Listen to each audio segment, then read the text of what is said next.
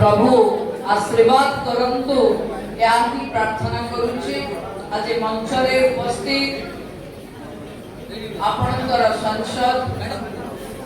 आम समस्तंकर प्रिय प्रताप षडंगी महोदय, उप मुख्य सचेतक गोविंद चंद्र दास महोदय, टिकी आगरु आपणक पाखे कथा रखिथिबा सिमुलियार विधायक बालेश्वर योजना बोर्ड अध्यक्ष पद्मलोचन पंडा महोदय, उपस्थित एवं सम्मान्य विधायिका बस्ता सुभाषिनी जेना महोदय, जिला परिषद अध्यक्ष नारायण चंद्र प्रधान महोदय,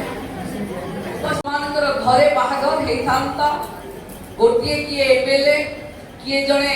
आपणक परिवार अतिथि आपण देखिबा को पाइथांते फोटो उठेइथांते, किंतु आपण मानकर सौभाग्य कि सरकार निज दायित्व संपन्न भावे जिल्लार प्रतिष्ठित नेतृत्व एवं जनप्रतिनिधि माने आपण को आशीर्वाद दवा पई बाध्य हो जाय। आज आपण कहा को डाकी नाहंती,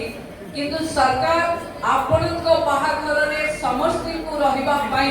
निमंत्रण बा नियोता देछि, जोथरे मु मंत्री भावे अनुरोध करिवि ये भोजी रे आपण माने निश्चित भावे शामिल हेई दिबे, कारण ए बाहाघर को व्यक्ति रो झियर बाहाघर नहे, ये मुख्यमंत्री कन्या विवाह योजना माने राज्य सरकार को